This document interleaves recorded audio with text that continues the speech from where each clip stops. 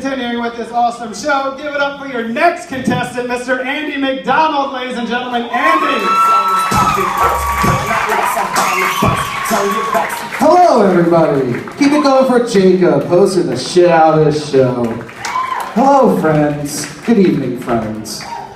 Friends, when you do stand-up comedy, you are just assaulted daily with just a horrible gauntlet of terrible life decisions. Like every single day I'll be like, yes, I will eat this half-eaten Whopper for breakfast at 1 in the afternoon. Just shit like that. Case in point, since I started doing stand-up comedy, I've gained 30 fucking pounds. And I've only been doing it for 10 months. Oh my god, my life is a dumpster fire right now. And I've been trying to rein it in. I've been going for runs along the downtown waterfront. And me running is like a dryer, like half full of refried beans and like dildos, okay? There's just a lot of wet slapping, and eventually something's gonna end up broken and on fire. That's like all that's gonna happen. So like, I'm running around the downtown waterfront, and there's like all these beautiful statuesque people, like people who look like they just got like finished an orgy inside a Lululemon in the Pearl District or something, okay? And they're all giving me these weird, concerned looks. Like, is Jack Black's cousin lost or something? Like, is he trying to find a Burgerville? What the fuck is he doing here? And in my mind, I'm like, fuck you, beautiful people. I'm a proud, bacon-eating American. I'm gonna keep going. And so, like, I just, like, tumble home. I look like Grimace by the end of it, basically.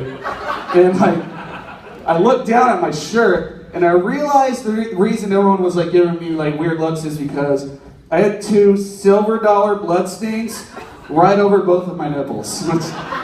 Yeah, my nipples couldn't handle more than 10 minutes of sustained movement, and were just like, fuck this, I'm out, and killed themselves on my shirt. Alright? It makes sex really awkward. I have to time myself. If I go past 10 minutes, it turns into a scene from True Blood. Right? It's terrible. And also, I did not know that man tits could secrete blood, okay?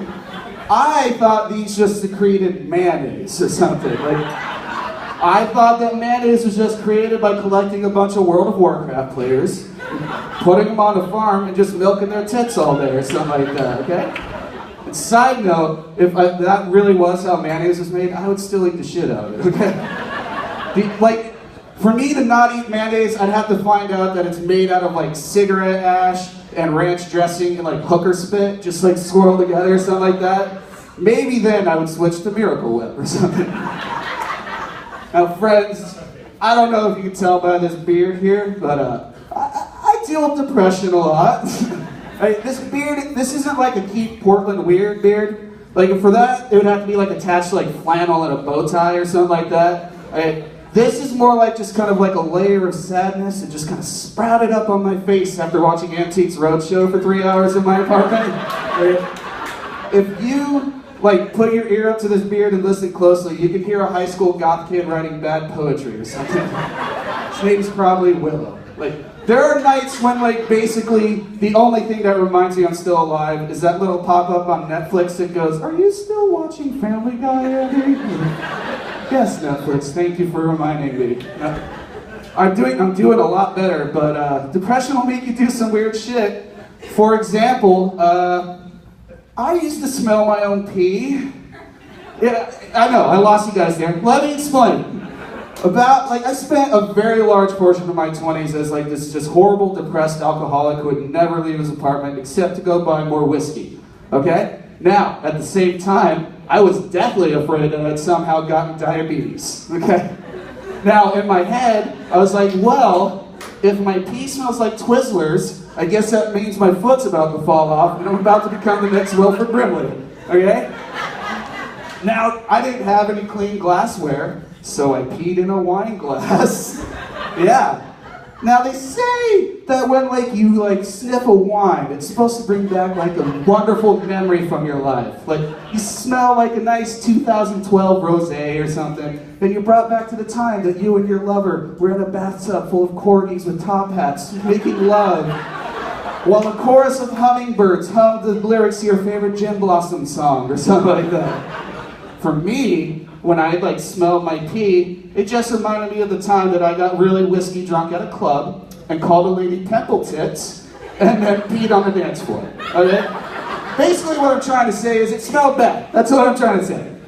And I told a friend of mine about this once. I told him that, like, oh yeah, I used to smell my own pee. And he was like, why didn't you just drink it, stupid? It's like, excuse me, sir, don't be gross, okay?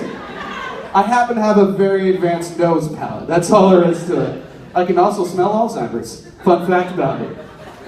Let's see, friends. Here's something else that's really awkward that happened to me. I was at a lady's house, and we were both naked. And I was like, hey lady, would you mind rubbing my back for a little bit? She's like, yeah, sure. So I flip over on my tum-tum, and she sits on my butt.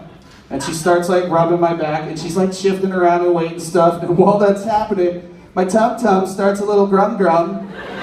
And I think some of you know where I'm going with this. There's really no delicate way to put this. I farted directly into her vagina. I know, I'm as horrified as you guys. Like, what is the etiquette for farting in a vagina? Like, are you supposed to go bullseye and then like high five or something? I don't know.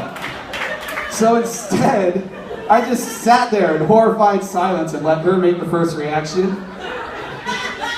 And she didn't get mad. She didn't go, did you just fart in my pussy? Or something like that. No. She like looked at me like dead cold and just went, did you just toot into my hoo-ha? Yeah, I know. That is the most adorable euphemism I've ever heard. That sounds like the name of a Christian ska band or something like that.